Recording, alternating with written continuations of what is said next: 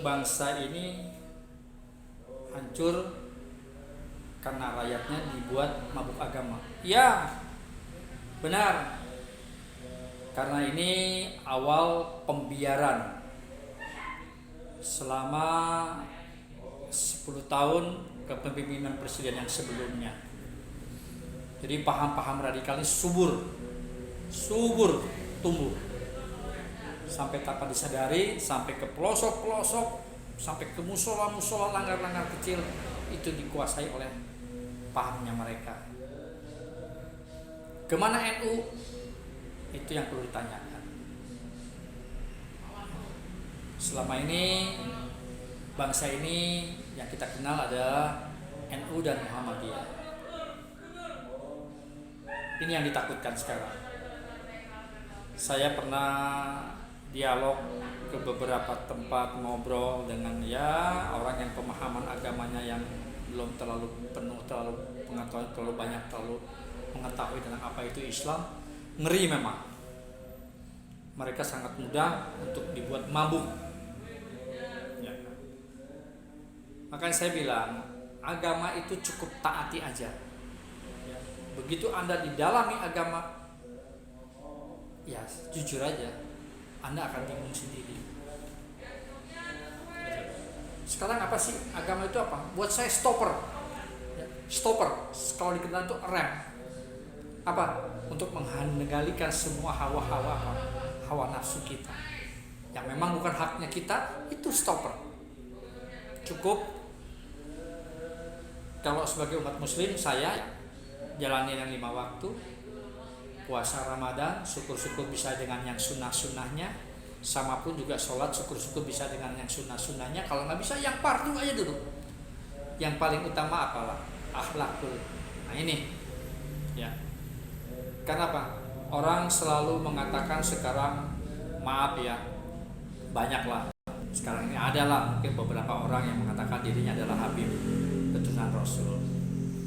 Tapi saya melihat nggak ada cerminan. Saya ambil contoh, nggak usah gini deh. Bung Karno itu adalah tokoh proklamator. Dia sekarang ini anak cucunya besar, cicitnya bahkan besar di negara ini. Kalau ada cucu, anak atau cicitnya yang tidak benar dan tidak baik, saya tidak akan saya hargai. Sekalipun dia anak proklamator, sama sepertinya. Sekalipun dia ada cucu cicitnya adalah Rasulullah, tapi dia tidak menjadikan seorang akhlakul ini seorang Rasulullah, untuk apa? Kita gugup. Nggak ada tauladan. Ya, saya pernah melihat Bahar Smith mengatakan seperti ini. Ya, saya memang membela Islam sebagaimana Rasulullah.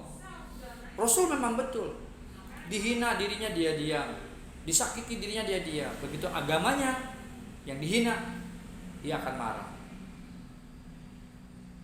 Ente kira Jokowi nggak begitu? Coba perhatikan Jokowi, sampai dihina, sampai ke liang lahat, sampai ke liang duburnya, sampai ke usernya, sampai ke isi perutnya, Jokowi diam. Selalu diam. Yang mengadukan itu bukan Jokowi, tapi orang-orang yang mencintai Jokowi. Bukan keluarga Jokowi yang mengadukan itu, tapi adalah orang-orang yang mencintai Jokowi. Ya, Bahar Smith, tolong itu dicatat. Tapi begitu Jokowi, ada satu kelompok atau seseorang, satu kaum merusak kedaulatan bangsa ini, jangan salah. Di perbatasan Natuna pun ada kapal Cina masuk ke wilayah Indonesia. Jokowi bawa kapal perang. Kenapa bukan Pangdam sendiri, atau kenapa bukan Panglima sendiri? Itulah hebatnya Jokowi. Begitu diganggu kedaulatan bangsanya, itu tanggung jawab. Sebagaimana Rasulullah. Begitu orang merusak kedaulatan adalah Islamnya, Rasul marah. Ya.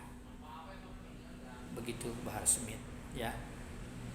Jadi kalau seorang ahli agama sudah menyampaikan tausiahnya dikendalikan oleh materi, rusak semua, rusak akidah itu. Ya, jangan pernah kita menyampaikan ayat-ayat Al-Quran dengan tujuan kepentingan sekelompok atau kepentingan orang yang mengendalikan kita dengan uang mereka. Na'udzubillah min dzalik. Itu kelak dipertanggungjawabkan sama Anda. Saya tidak menuduh. Oke? Tapi orang-orang seperti saya bisa menilai kok. Sekarang contoh seperti saya, rakyat jelata yang tidak ada kepentingan dengan negara ini. Saya sebagai rakyat jelata. Untuk apa saya menghujat memaki Jokowi? Kalau saya kritisi, iya. Jujur buat saya, pribadi pandangan saya, Jokowi hebat. Cuman satu di mata saya. Apa?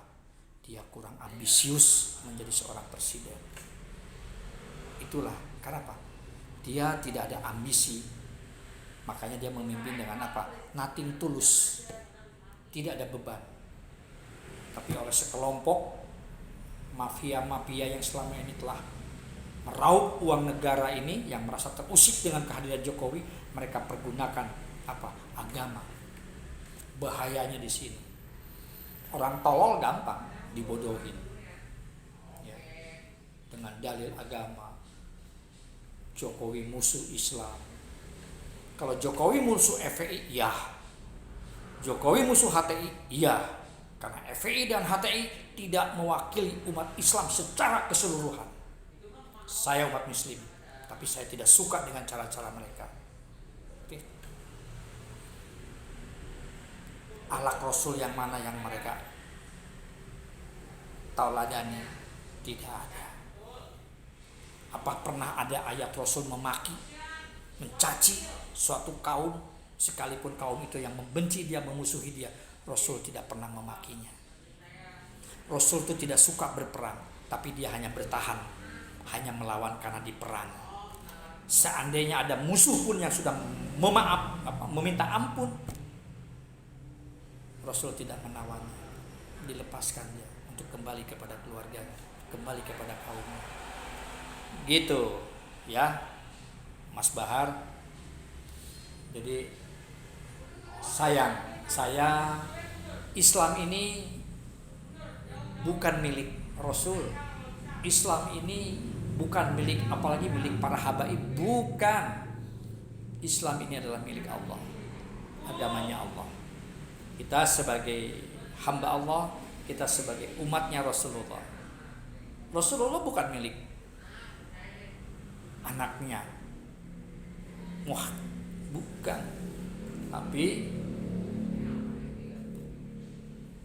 Rasul itu adalah milik umat Islam. Camkan itu.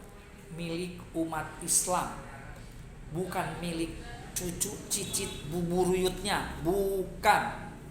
Oke. Jadi begitu. Sekarang ini yuk kita gunakan nalar logika. Setiap ada hasutan-hasutan pakai dengan logika. Karena sekarang ini banyak ustadz-ustadz kampung itu di-hire, dikoordinir oleh salah satu partai. Ya saya nggak menyebut namanya lah. Ya. Yang isinya apa? Doktrin, terus dijelekan pemerintah. Sampai ustadz itu pun ceramah di kampungnya, yang jamaahnya nenek-nenek jompo yang nggak bisa baca tulis, isi ceramahnya apa? Ngomongin hutang negara. Sekarang kalau kita mau bicara tentang hutang negara, yuk kita berpikir logika. Ambil simpel gini deh. SBY 10 tahun hutangnya berapa? 1.000 triliun. Kita ambil contoh. Orang selalu menggambarkan Jokowi itu tukang hutang. Oke, kita ambil satu logika aja. SBY utang 1.000 triliun. Ambil contoh. Cuman bisa jadi 10 Avanza, 2 gedung, atau mungkin 5 gedung terbengkalai. Ingat, 1000 triliun cuman jadi 10 Avanza, 5 gedung mangkrak. Catat, 10 Avanza, 5 gedung mangkrak. Jokowi pinjam lebih besar memang, 2000 triliun. Oke? Jadi apa? Jadi 1000 Avanza, jadi 1000 Alphard, jadi 1000 Mercy, jadi 1000 gedung, jadi 10.000 kilometer jalan, 10 jembatan. Terus yang korupsinya yang mana? Pikir.